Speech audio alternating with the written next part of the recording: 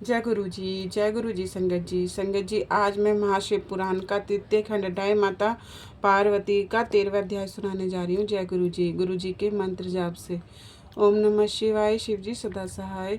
ओम नमः शिवाय, गुरु जी सदा सहाय। ओम नमः शिवाय, शिव जी सदा सहाय। ओम नमः शिवाय, गुरु जी सदा सहाय। जय गुरु जी। जय गुरु जी। पार्वती और शिव का दर्शन सादरनिक संवाद। शिव का पार्वती को अपनी सेवा के लिए आज्ञा देना तथा पार्वती द्वारा भगवान की प्रतिदिन सेवा। भवानी ने कहा, योगी, आपने तपस्वी होकर गिरिराज से यह क्या बात कह डाली। प्रभु, आप ज्ञान विशारद हैं, तो भी अपनी बात का उत्तर मुझसे सुनिए। शंभु, आप तप तप तप शक्ति से संपन्न होकर ही बड़ा भारी तप करते हैं। उस शक्ति के कारण ही आप महात्मा को तपस्या करने का विचार हुआ है। सभी कर्मों की करने की जो वह शक्ति है, उसे ही प्रकृति जानना चाहिए। प्रकृति से ही सबकी सृष्टि, पालन और संहार होते हैं। भगवान, आप कौन हैं और सूक्ष्म प्रकृति क्या है, इसका विचार कीजिए। प्रकृति के बिना लिंग रूपी महेश्वर कैसे हो सकते हैं। आप सदा प्राणियों के लिए जो आचरणीय, वंदनीय और नित्य चिंतनीय है, वह प्रकृति के ही कारण है। इस बात को हृदय से विचार कर ही आपको को जो कहना हो वो कहिए।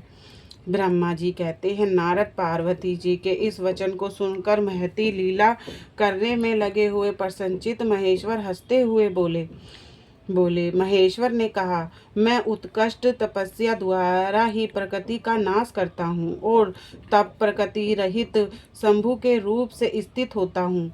अतः सत्पुरुषों को कभी या कहीं प्रकृति का संग्रह नहीं करना चाहिए। लोकचार से दूर एवं निर्विकार रहना चाहिए। नारद, जब शंभु ने लौकिक व्यवहार के अनुसार यह बात कही, तब काली मन ही मन हंसकर मधुर वाणी में बोली। काली ने कहा, कल्याणकारी प्रभु, योगी, आपने जो बात कही है, क्या वह वाणी प्रकृति नहीं है? फिर आप उससे परे क्यों नहीं हो गए? क्योंकि प्रकृति का सहारा लेकर बोलने लगे। इन सब बातों का विचार करके तपस्वी तत्व की सृष्टि से जो यथार्थ बात हो उसी को कहना चाहिए। यह सब कुछ सदा प्रकृति से बंधा हुआ है, इसलिए आपको ना तो बोलना चाहिए और ना कुछ करना चाहिए, क्योंकि कहना और करना सब व्यवहार प्रकृति ही है। आप अपनी बुद्धि से इसको समझिए। आप जो कुछ सुनते, खाते, देखते और करते हैं, वह सब प्रकृति का ही कार्य है। झूठे वाद विवाद करना व्यर्थ है। प्रभु शंभु, यदि आप प्रकृति से परे हैं, तो इस समय इस हिमावन पर्वत पर आप तपस्या किस लिए करते हैं? हर प्रकृति ने आपको निगल लिया है, अतः आप अपने स्वरूप को नहीं जानते। आप यदि अपने स्वरूप को जानते हैं तो किस लिए तप करते हैं? योगी, मुझे आपके साथ कोई वाद विवाद करने की क्या आवश्यकता है? प्रत्यक्ष परिणाम उपलब्ध होने पर विवाद पुरुष अनुमान प्राणों को नहीं मानते। जो कुछ प्राणियों की इंद्रिय का विषय होता है, वह सब ज्ञानी पुरुषों को बुद्धि से विचार कर प्रकृति ही मानना चाहिए। योगीश्वर, बहुत कहने से क्या लाभ? मेरी उत्तम बात सुनिए। मैं प्रकृति हूँ, आप पुरुष हैं, यह सत्य है, इसमें संशय नहीं है। मेरे अनुग्रह से ही आप सगुण और संहार माने गए हैं। मेरे बिना तो आप निहिर हैं, कुछ भी नहीं कर सकते। आप जितेंद्रिय होने पर भी प्रकृति के अधीन हो सदा नाना प्रकार के कर्म करते रहते हैं। फिर निर्विकार कैसे हैं और मुझसे लिप्त कैसे नहीं हैं? शंकर, यदि आप प्रकृति से परे हैं, तो यदि आपका यह कथन सत्य है, तो आपको मेरे समीप रहने पर भी डरना नहीं चाहिए। ब्रह्मा जी कहते हैं, पार्वती का यह संख्या शास्त्र के अनुसार कहा हुआ वचन सुनकर भगवान शिव वे वेदांत मते स्थित हो उनसे यूं बोले। श्री शिव ने कहा, सुंदर भाषण करने वाली गिरिजे, यदि तुम संख्या मत को धारण करके करके ऐसी बात कहती हो तो प्रतिदिन मेरी सेवा करो, परंतु वह सब शक्ति निधि से होनी चाहिए, शास्त्र निधि से नहीं होनी चाहिए। गिरिजा से ऐसा कहकर भक्तों पर अनुग्रह और उनका मनोरंजन करने वाले भगवान शिव हिमामन से बोले। शिव ने कहा, गिरिराज, मैं यही तुम्हारे अत्यंत रमणीय श्रेष्ठ शिखर की भूमि पर उत्तम तपस्या तथा अपने आनंदमय परमात्म स्वरूप का विचार करता हुआ विच करूँगा। पर्वतराज, आप मुझे यहाँ तपस्या करने की अनुमति दें।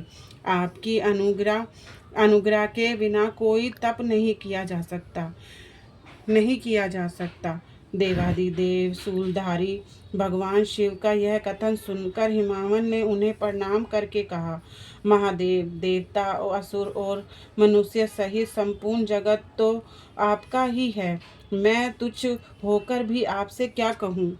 ब्रह्मा जी कहते हैं, नारद, गिरिराज हिमावन के ऐसा कहने पर लोक कल्याणकारी भगवान शंकर हंस पड़े और आदर पूर्वक उनसे बोले, अब तुम जाओ। शंकर की आज्ञा पाकर हिमावन अपने घर लौट गए। वह गिरिराज के साथ प्रतिदिन उनके दर्शन के लिए आते। काली अपने पिता के बिना ही दोनों सखियों के साथ नित्य शंकर के पास ही जाती और भक्ति पूर्वक उनकी सेवा में लगी रहती। हे नंदीश्वर आदि कोई भी गण उन्हें नहीं रोकता।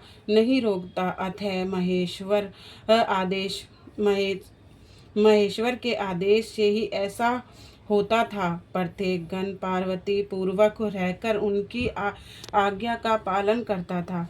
जो विचार करने से परमश अभिन्न सिद्ध होते हैं, उन्हीं शिवा और शिव ने संख्या और वेदांत मते में स्थित हो जो कल्याणदायक संवाद किया, वह सर्वदा सुख देने वाला है।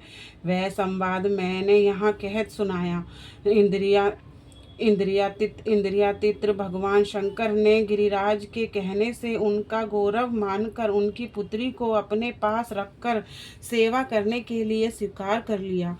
काली अपनी दो सखियों के साथ चंद्रशेखर महादेव जी की सेवा के लिए प्रतिदिन आती जाती रहती थी। वह भगवान शंकर के चरण धोकर उस चरणामृत का पान करती थी।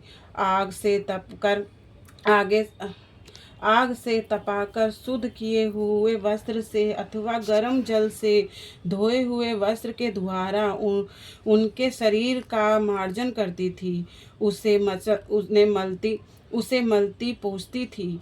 फिर 16 उपचारों से विधिवत रहती पूजा करके बार बार उनके चरणों में प्रणाम करके पश्चात प्रतिदिन पिता के घर लौट जाती रही। मुनि श्रेष्ठ, इस प्रकार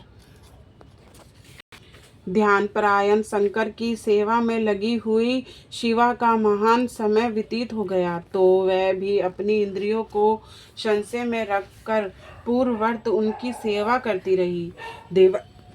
महादेव जी के जब फिर उन्हें अपनी सेवा में नित्य तत्पर देखा, तब वह दया से दरविंद हो उठे और इस प्रकार विचार करने लगे, हे काली, जब तपस्या व्रत करेगी और इसमें गर्व का बीज नहीं रह जाएगा, तभी मैं इसका पानी ग्रहण करूँगा।